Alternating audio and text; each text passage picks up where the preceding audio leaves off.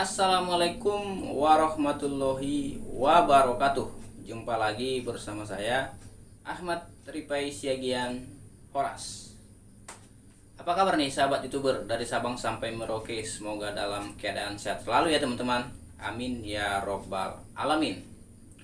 Pada video sebelumnya saya sudah berbagi cara ataupun tips membuat judul video agar lebih mudah ditemukan di penelusuran YouTube gitu ya teman-teman.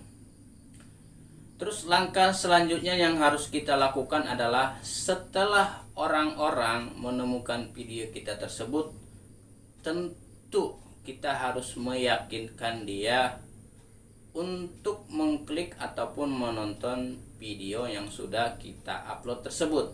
Nah, di sini yang sangat berperan penting adalah thumbnail dari video yang sudah kita upload tersebut. Jadi setelah kita membuat judul yang baik dan mudah untuk ditemukan, langkah selanjutnya yang harus kita lakukan adalah membuat thumbnail yang bagus juga untuk meyakinkan penonton untuk mengklik video kita tersebut. Karena ada pepatah mengatakan dari mata turun ke hati. Nah, jadi orang akan melihat dulu baru mau mengklik video, gitu ya teman-teman. Saya juga mengalaminya seperti itu. Kalau saya melihat-lihat ataupun lagi iseng-iseng melihat YouTube, pasti saya mengklik yang kira-kira bikin saya penasaran gitu ya teman-teman. Nah, kira-kira seperti itulah yang harus kita lakukan membuat thumbnail ini. Jadi fungsi utama thumbnail ini menurut saya adalah bagaimana untuk meyakinkan orang ataupun membuat orang penasaran tentang isi video kita tersebut.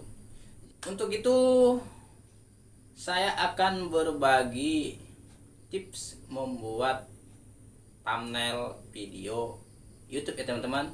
Jadi jangan kemana-mana, simak terus.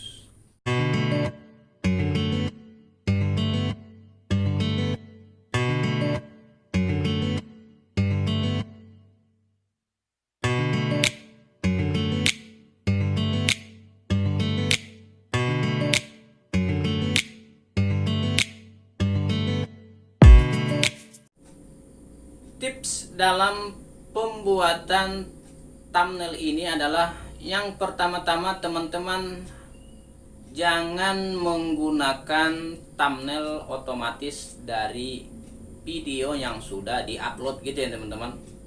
Teman-teman harus memilih thumbnail custom sendiri.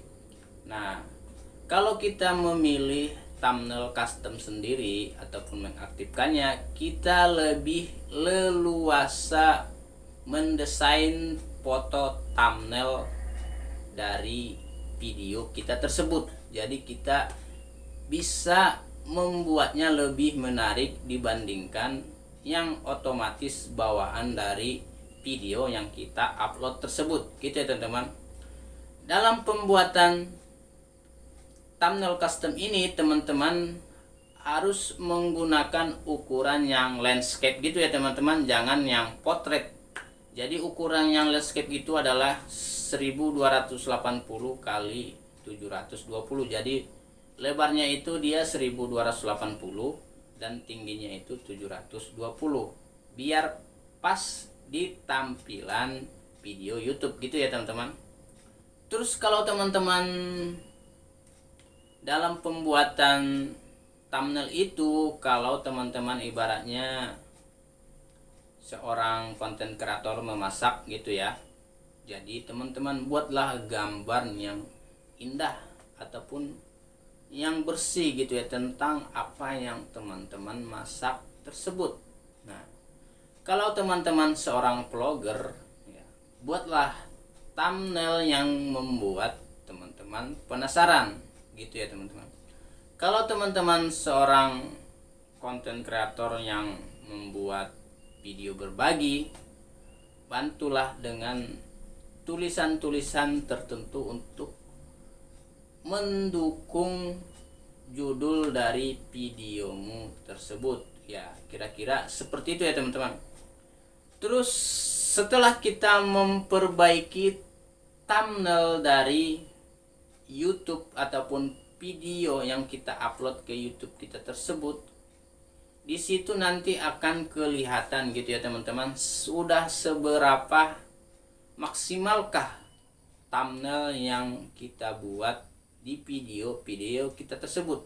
Teman-teman tinggal ngecek saja di YouTube Studio, terus teman-teman pilih yang jangkauan, dan di situ ada bacaannya rasio klik dari tayangan gitu teman-teman. Nah, dari situ kelihatanlah performa thumbnail kita itu sudah seberapa jauh gitu ya teman, sudah seberapa menarik untuk dilihat orang gitu ya teman-teman.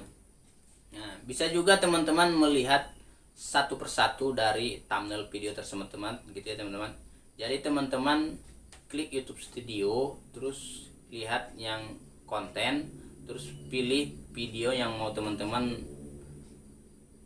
penilaian dari kebagusan thumbnail tersebut gitu ya teman-teman. Terus klik analitik dari video tersebut. Nah, di situ kelihatan kan ada tulisan yang namanya rasio klik dari tayangan. Nah, itu merupakan gambaran dari thumbnail yang kita buat di video tersebut gitu teman-teman.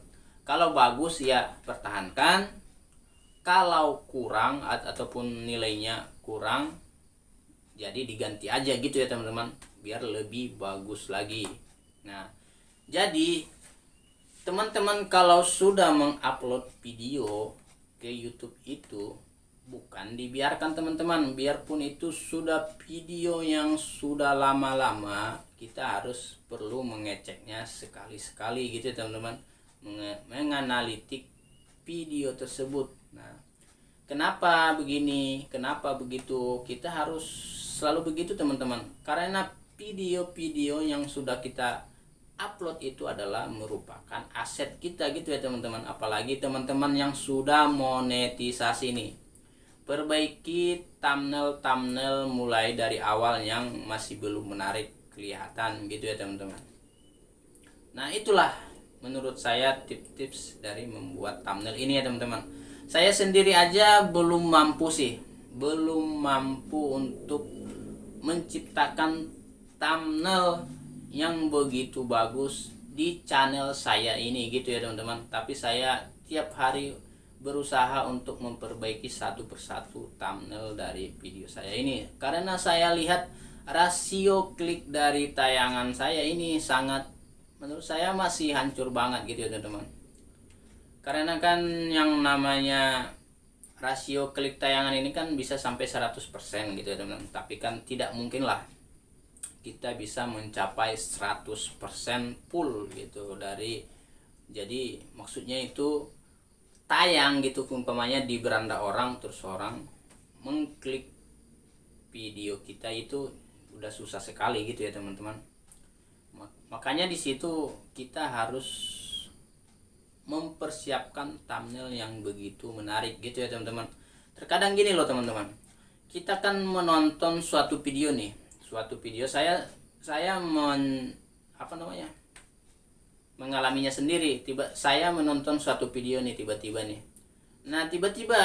saya lagi saat menonton scroll, ada yang lebih menarik gitu ya teman-teman, ada yang lebih bagus thumbnailnya yang begitu membuat saya penasaran. Tiba-tiba saya udah mengklik video tersebut. Nah, kira-kira seperti itulah teman-teman. Kalau kita bisa membuat thumbnail yang begitu menarik, otomatis akan meningkatkan jumlah tayangan dari video kita tersebut. Seperti itu ya teman-teman. Tapi teman-teman harus memperhatikan juga, dalam pembuatan thumbnail itu dilarang yang namanya thumbnail misleading gitu ya teman-teman. Mentang-mentang harus menarik gitu ya teman-teman, teman-teman membuat thumbnail yang misleading, yang artinya thumbnail yang tidak sesuai dengan isi video. Nanti ini bisa jadi masalah saat pengajuan monetisasi. Nanti ya teman-teman, kalau teman-teman membuat yang namanya thumbnail misleading ataupun berbeda dengan isi video.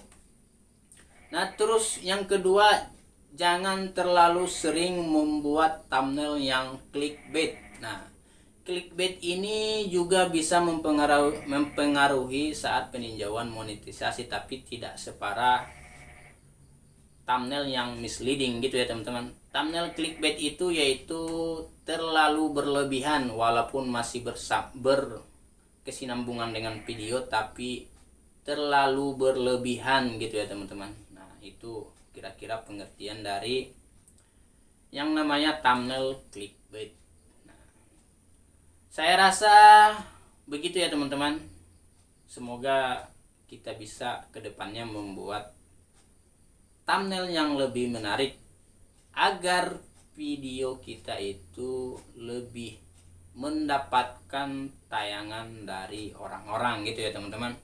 Karena bisa saja dengan thumbnail yang menarik terus orang-orang mengklik video kita tersebut dan mungkin suka dengan kita dan mensubscribe channel kita. Kita nggak tahu. Yang penting kita berusaha gitu ya teman-teman. Karena kita harus berusaha untuk mendapatkan sebuah hasil.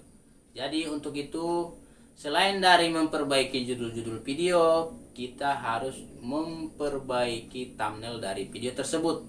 Karena judul video dan thumbnail itu saling tolong menolong ataupun saling berkesinambungan gitu ya teman-teman. Ibaratnya masih satu badan gitulah. Ibaratnya gitu ya teman-teman. Oke, cukup sekian pada sharing-sharing pada kesempatan kali ini. Semoga ada manfaatnya walaupun sedikit banyak. Terima kasih sudah menyimak video ini. Assalamualaikum warahmatullahi wabarakatuh. Dadah.